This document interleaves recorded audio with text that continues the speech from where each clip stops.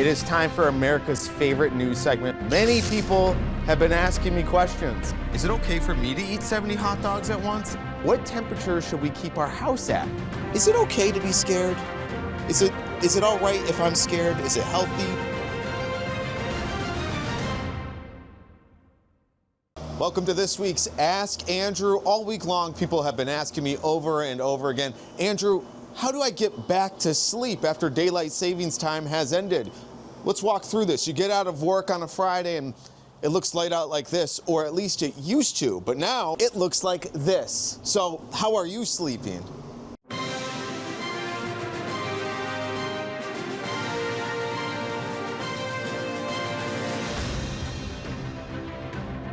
How you holding up? Well, I have a baby at home. He's 6 months old, so I'm waking up an hour earlier every day, and getting him adjusted has been a pain. Yeah, you know, first of all, with a 6-month-old, I'm going to guess sleep was already a little hard to come by, but now even more so. Very much so, yeah. What do you do to adjust to this? Like, how do you, it's sort of jarring that first week when we fall back. It's been very jarring. My wife and I had to basically set out a week plan to try and slowly ease him into the new time frame. Yeah, and at 6 months old, I won't even tell you how old I am. I'm an old man, and I still don't always adjust well. At 6 months old, I'm gonna guess, you know, he was probably a little confused. He or she was a little confused. He was very confused. He doesn't really know time yet, but he's wondering why we're trying to put him to bed earlier and trying to let him sleep later, and he was not liking the trying to sleep later part. What's your tip then for trying to navigate this kind of crazy time here? We've been doing it in 15-minute increments with the baby at least, and he's slowly been getting used to it. Our dogs are still begging at the same time, but at least the baby's getting used to it. I have good news for you. Yeah. Just 7 months till summer. Oh, goodness. We're already getting 8 hours of daylight. I don't need that. The days getting shorter is kind of a bummer, but, you know, it comes with the territory, so it's not so bad for me. What do you think, Helen? Yeah, it's out of our control. I appreciate the extra hour I get to sleep on The one day. the one day. But I get up early for work, so sometimes it's hard, and get back late for work, so sometimes it's hard when I don't see the sun too much during the winter months, but you just get used to it living here. Yeah, you know, I'm from here as well. I grew up, born and raised in the area, so you do kind of just find a way to get used to it and accept it. But at the same time, it's like that first time, it's sort of jarring. That first week, we're almost done with it. But remember that first day, it's always like, it's dark out already, and Yes. I'm all thrown off. Talk about that experience for you. Yeah. I mean, always the first time driving home in the dark is really not a pleasant experience. Yeah, so right. But, you know, I'm also a morning person, so I do kind of appreciate waking up and not having to wait too long for the sun to rise, so, yeah. What do you think, Ellen? I feel like I just feel more tired the weeks where the sun comes up later and rises earlier, so yeah, I feel like I just more sleepy. Is there anything you do to help combat that? Like to try to find that sunlight some other way, or try to get extra sleep somewhere? What do you do to kind of prepare for that? Yeah, that's a great question. I mean, in the fall, I don't really do much of anything, I have to say. The spring, I make an effort to make sure I get, you know, lots of sleep the days before we lose that hour. And, you know, make sure I have extra coffee the one day where we've lost the hour. But other than that, I don't really do much, I guess. Yeah. I feel like just making sure I have things to do inside that bring me joy, because I can't be outside. So doing workout classes inside, doing fun activities with my friends and family inside, having those plans so it's less sad that I can't be out and doing stuff outside. Yeah. There is snow in the forecast coming up. Do you know about this? No, I did not hear that. Oh boy. You ready? I'm not ready, but I will be ready, hopefully. Need to tune up the snowblower, unfortunately. Yeah. Well, I got good news. About 7-8 months and we'll be in summer. Yeah, there we go. 7-8 months. Not too long, right? That's a great It's way like to tomorrow. look at it. It's right around the corner. Yeah, that's right. Yeah. Okay, but what do medical experts say? How can you help make sure you get your sleep pattern back on track even after daylight savings ends? Well, let's talk about this. Every year we have daylight savings, and then it ends like it just did this previous weekend. And every single time, I'm speaking for me personally here, I am thrown off for what, not days, it feels like weeks. Let's talk about this for a second. What are some things people can do to help with that? Yeah, so daylight savings, even though it's just an hour, it does affect your sleep-wake cycles. So your body has this natural internal clock called the circadian rhythm, which pretty much dictates when you naturally want to go to sleep and when you naturally want to wake up.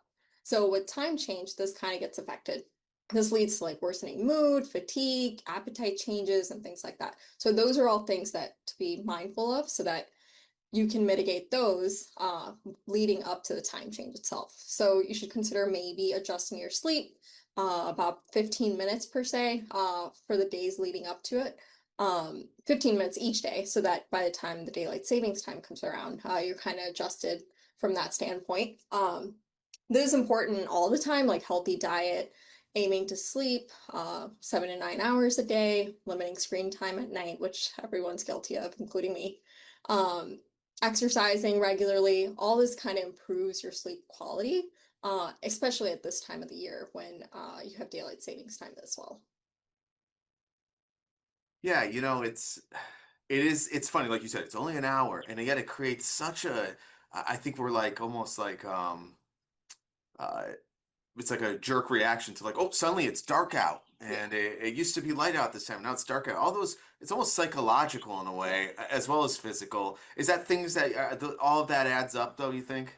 I do think so. And I think especially in this part of the country, like we experience the time change a lot more than say California does, where they have more sun. So it really does affect our mood and things like that whenever we have that 1 hour difference and you get out of work at 5 and it's dark outside.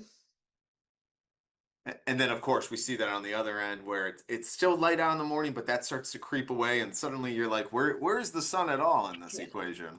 There's a lot of psychological factors when it comes to this where it kind of leads into a winter as well, where it's darker in general, and adding this hour on top of that just kind of puts everyone's mood at a lower level.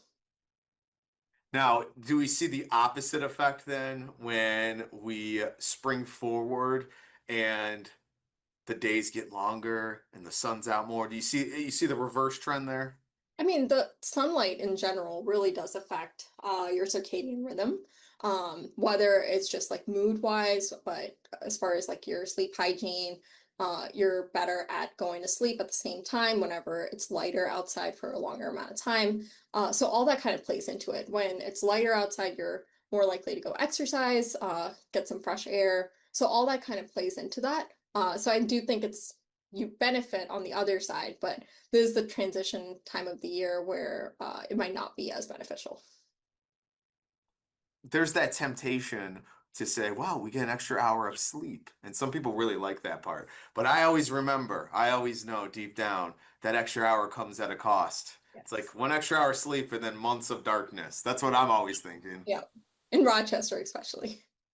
And then conversely, when it's you lose the hour, but I'm like, it's worth it. It's worth Yeah. it. That means summer's close. Yeah. So it's, those are the things I tell myself to get through it.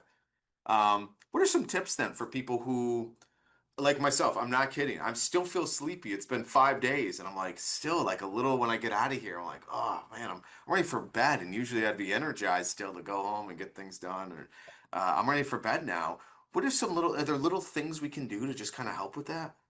I mean, throughout the week leading up to it, like just changing the time that you sleep by 15 minutes each day so that by the time the time comes around, you're kind of adjusted to begin with.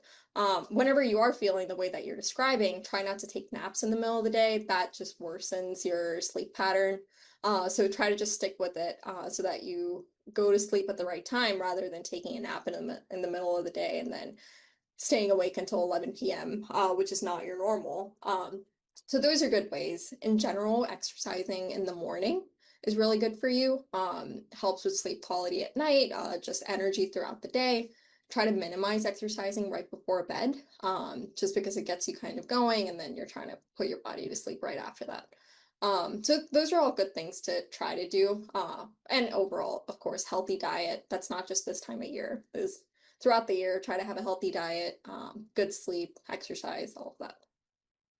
Yeah, it's funny. It turns out that for so many things, of course, there are deeper dives you can do, but for so many things, eating healthy, being healthy is often at least part of the solution for most of the things that we're like trying to figure out or fix.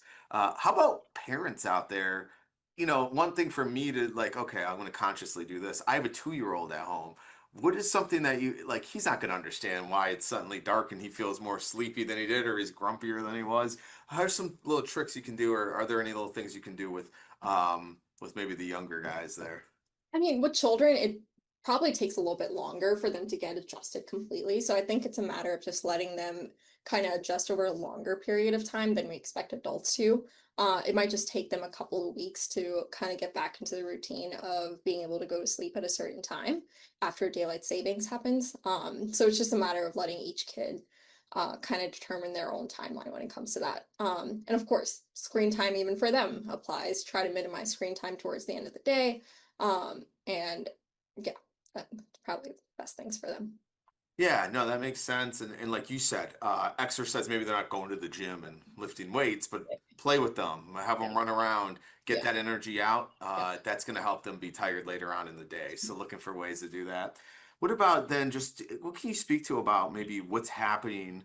Um, like what's happens to the body if it's not getting that rest it needs, and how can that maybe ripple effect or cause that longer term sleepiness feeling that you might have? It kind of accumulates maybe over a few days. I mean, your circadian rhythm, it's been established that it can lead to excessive weight gain, type 2 diabetes, hypertension, which are all risk factors for like cardiovascular diseases. And irregular sleep patterns can also lead to like sleep disturbances even when you're asleep. So those are all risk factors for problems down the line. So even though you're not seeing the direct effect of it now, but years down the line, if you have like sleep apnea, hypertension, diabetes, those all kind of accumulate until you have a major event. So that's part of the reason why um, tackling things early on, including sleep, is good for your future cardiac health. Talk a little bit more about maybe your research, your studies, what you find fascinating about all of this. I mean, it's pretty, it's not black and white when it comes to sleep patterns and your circadian rhythm and how it affects cardiovascularly. There have been studies that show that there is a significant association, and around this time of the year, sometimes myocardial infarctions or heart attacks are more common, whereas other studies have debunked that. Um, so what we do know for a fact is that it is associated with like fatigue, excessive weight gain, hypertension, diabetes, which can all eventually lead to heart disease. Though we haven't found like the true association with just sleep and heart attacks. How long have you been researching this? What about it is do you find fascinating that you enjoy learning about? Yeah. This is part of being a general cardiologist. These are issues that we see with our patients every single day. In fact, sleep apnea is something that's really big for cardiologists because it increases risk for arrhythmias, heart attacks in the future, and things like that. So that's part of my interest when it comes to this thing. And as a general cardiologist, we to a certain extent, do treat the patient as a whole, not just their cardiovascular health, but also their mental health when it comes to even anxiety sometimes or something that comes to a cardiologist. So sleep is just one of those components that even though it's not directly related to the heart, it does affect our patient population significantly. Listen, I think you tell correct me if I'm wrong here, but when you're working in the medical field, sleep can be hard to come by sometimes, which is ironic Yeah. because it's something that's like it's important to get sleep. Is there any tips that I mean, for your busy lifestyle of how hard I know you work, how do you make sure you get that in there too? I mean, it's a matter of prioritizing. Even through my medical training, I try to get at least 6 to 7 hours minimum, if not 8. That's just something that I prioritize over other things. So it's just a matter of prioritizing that when you're going through training. That's probably the worst time for you when it comes to having that work-life balance. So I advise everyone going through training to prioritize their exercising, eating healthy, and sleeping. That should be their top priorities apart from taking care of patients. And you're right, you're working night shifts, like you're flipping back and forth between days and nights. So it does get pretty tiring, but eventually things do slow down. And when you have the opportunity to have a regular schedule, if you maximize on it, then that's the best you can hope for. Yeah, I know Dave can relate to this, but news is similar in that you're kind of always going, and sometimes if you're not careful, it's easy to say, "Well, of all the things I need to prioritize to make sure this gets done and my team gets we get the best story and we do the best. I don't need to sleep. This is more important than sleep." But it turns out if you're not prioritizing that sleep, you actually end up being less useful than it almost has the opposite effect. Is you're trying to be like, "I don't need sleep at all. Get everything done." And then you end up getting everything done, but it's not as good as it could have been because you're sleepy. If you sleep, you're actually doing yourself and everyone else a favor Yeah. too. The medical community actually recognizes that nowadays as well. This wasn't the case 20, 30 years ago when people were working multiple days in a row, like doing 36-hour shifts without blinking an eye. But nowadays, residency programs do try to prioritize having a more strict schedule where residents aren't working too many 24-hour shifts. Granted, there are still some smaller programs out there that probably still work long hours, but in general, as a nation, we're going towards having a better work-life balance, even for trainees. And what I'm hearing here is that maybe we can't control the sun, we can't control uh, when it gets dark out, but we can do little things that help us control prioritizing our sleep, and that's what we should be doing. Yeah, it's got to be small changes. No one's asking anyone to cut out all of red meat for the rest of your life. It's just maybe minimizing it by 25% will really help you long term. Yeah, and I think that's a good thing too. It's funny, like you said. Some of this is there's lots of science that goes into it, but the big takeaway is prioritize your sleep, prioritize your health, and Yeah. so many of these things will work themselves Yeah. out. What's the average amount of time somebody should be making sure they're getting sleep? Anywhere between 6 to 8 hours or even 9 hours, depending on age group. Uh, Elderly people in general tend to sleep less compared to younger people. So anywhere around that range is pretty good. It's a matter of when you wake up, do you feel well rested? If that's 6 hours for you, then great. But if you're a person that needs 8 hours like me, then that's kind of what you should be aiming for. How many things that you listed out a few side effects or things that can happen if you don't get that proper sleep. What are the benefits if you are getting that proper sleep? It's almost like a superpower that you don't prioritize it for so long and then you finally get a few nights in a row and you're like, whoa, I feel so energized. I mean, getting uninterrupted good sleep really does improve your mood throughout the day, increases your energy level, which in turn might trickle into you wanting to exercise more, eat better. And I think it becomes a pattern as well. Like as you do those things, you feel even better, and then you start eating healthier, which makes you feel better. And I think it just kind of circles down to developing these good habits throughout as you see the results from your prior changes. So a good thing to review here is that as we know those time changes are coming, maybe start preparing yourself and your body for those changes. At this point, that moment has passed, but keep it in mind when we get to the springtime. In the meantime, now what you should start doing is just making sure you are getting that what you need. Listen to your body and get what you need for sleep, and it will sort of let itself catch up there. Yeah. Great, great. And if you're out there like most people who watch this, yourself included, and you're working hard, if you want to be the best you can be, sleep is going to help you do that. It makes you more efficient with the time that you are dedicating to your work. Most definitely. All right. Well, this was a fascinating conversation. So much good info here. I know this will help our viewers. And look at this is proof. You work in the medical field. It's crazy. It's hard to sleep, but you're prioritizing it and you're better off for it. So good advice for everyone to do the same. Thank you so much for your time. Thank you. Thank you for having me. All right, well, there you have it. No matter what time of the year it is or whether it's light out or dark out, it really doesn't matter. It's all about getting that proper amount of sleep, and there are a lot of useful ways to make sure you do so. Thanks for watching this week's Ask Andrew. Tune in next time. Get the Rochester First streaming app today for everything you love from News 8 On Demand, plus exclusive shows you won't see anywhere else. Search ROC and download for free on Roku, Amazon Fire, and Apple TV.